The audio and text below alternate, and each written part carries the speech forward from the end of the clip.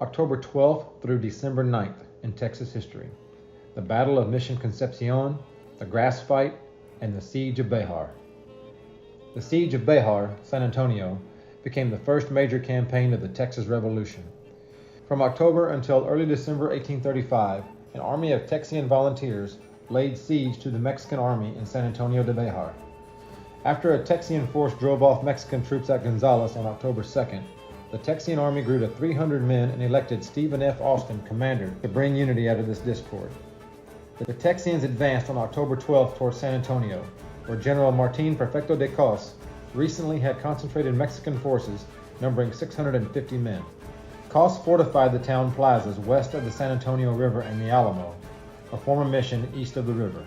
By the time the Texians camped along Salado Creek east of San Antonio in mid-October, their numbers had grown to over 400 men, including James Bowie and Juan in Seguín, who brought with him a company of Mexican Texans, Tejanos. Bowie and James W. Fannin Jr. led an advance to the missions below San Antonio in late October, while Cos brought in 100 reinforcements. On October 25, 1835, the Texians conducted a debate over strategy. Sam Houston, who had come from the Consultation government, urged delay for training and for cannons to bombard the fortifications. They're going to want you humble, General. I humble myself before God, and there the list ends. Austin and the others won support to continue the efforts at capturing San Antonio. From San Francisco de la Espada Mission on October 27th, Austin sent Bowie and Fannin forward to the mission Nuestra Señora de la Purísima, Concepción de Acuña, with 90 men to locate a position near the town for the army. There on the foggy morning of the 28th, Cos sent Col.Domingo de Ugartechea with 275 men to attack the advanced force. The Texians drove off the assault from a position along the bank of the San Antonio River, inflicting over 50 casualties and capturing one cannon. Austin arrived after the Battle of Concepcion to urge an attack on San Antonio, but found little support among his officers. Cos then resumed defensive positions in San Antonio and the Alamo, while the Texians established camps on the river above and below the town and grew to an army of 600, with reinforcements from East Texas, led by Thomas J. Rusk. After discussion among the Texian officers produced little support for an attack, some volunteers went home for winter clothes and equipment. Yet the arrival of more East Texians in early November offset the departures. Texas and Mexican cavalry skirmished from time to time as the Texians scouted to capture Mexican supplies and to warn of any reinforcements for Cos. After a lack of early success, William Barrett Travis led the capture of 300 Mexican mules and horses grazing beyond the Medina River on November 8th. 4 days later, Ugartechea left San Antonio with a small cavalry force to direct the march of reinforcements from below the Rio Grande. Austin sent cavalry to intercept him, but the Mexican troops evaded them. Both armies suffered morale problems as a result of colder weather and limited supplies. When 3 companies with over 100 men arrived from the United States in mid-November, Austin again planned an attack. Officers still expressed doubts, however, and it was called off. Austin then left to assume diplomatic duties in the United States. The Texian troops elected Edward Burleson as their new commander. When Erastus Deaf Smith reported approaching Mexican cavalry on November 26, Burleson ordered out troops to cut them off. Skirmishing followed near Salado Creek west of town, with attack and counterattack by both sides. Finally, the Mexican troops withdrew into San Antonio. The engagement became known as the Grass Fight because captured Mexican supply animals carried fodder for horses rather than the rumored pay for Mexican soldiers. Because of limited supplies and approaching winter, Burleson considered withdrawing to Goliad at the beginning of December. Information on Mexican defenses from Texians who were allowed to leave San Antonio led to new attack plans. But fears that the Mexican army had learned of the assault brought a near breakup of the Texian army.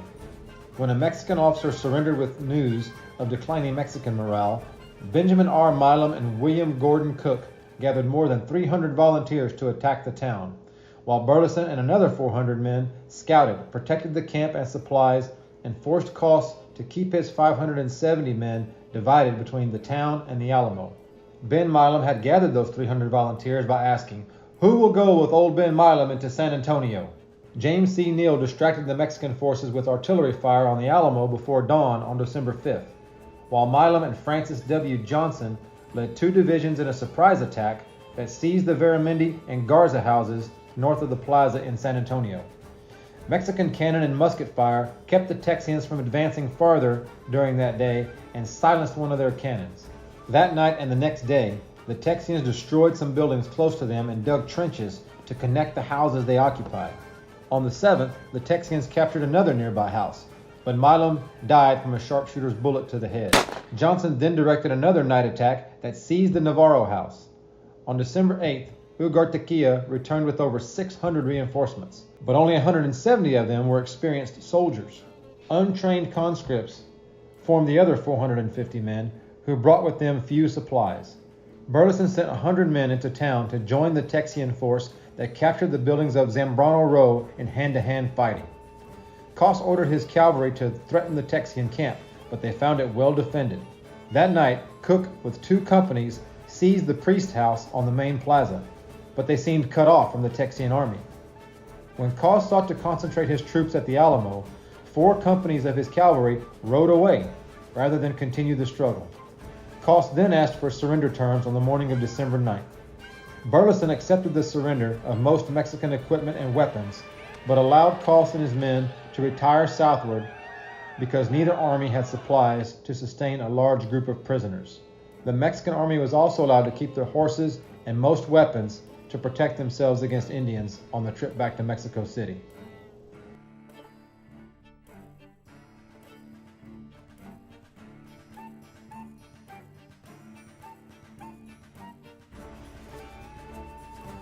¿Regresarán?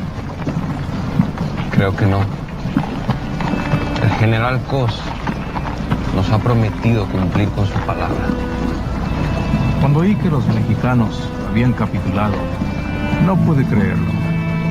¿Cómo pudieron esos pendejos? Con nuestros corazones, don José. Louisiana just whipped your arse! Kentucky just whipped your arse! Tennessee just whipped your arse! Santa Anna sends them here, we send them back. Lucky we let you keep your muskets. Just let the savages swallow you whole.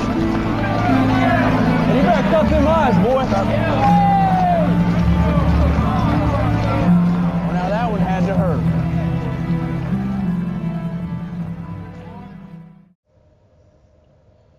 Texas casualties numbered 30 to 35, while Mexican losses, primarily in the Morales Infantry Battalion, which defended San Antonio, totaled about 150. The difference reflected the greater accuracy of the Texians' Pennsylvania long rifles. Most of the Texian volunteers went home after the battle, which left San Antonio and all of Texas under their control. Overly confident in their victories of 1835, the Texians greatly underestimated Santa Anna, the Mexican army, and did not expect what would happen the following March. Sweet victory, Sam. It's a disaster, Bowie. Santa Anna will march back in here with those troops he paroled and 5,000 more. Where are the rest of your troops? We told you. The war's over, Houston. Most have gone home. And I'm telling you, by March 1st, we have got to be prepared to meet an army of thousands. Probably led by the dictator himself. You don't know any of this, Sam.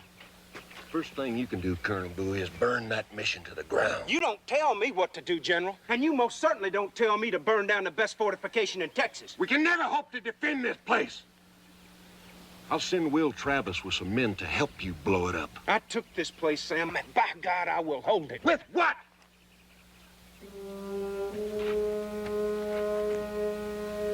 If General Cos couldn't hold this place against your small troop, how do you hope to defend it against Santa Anna?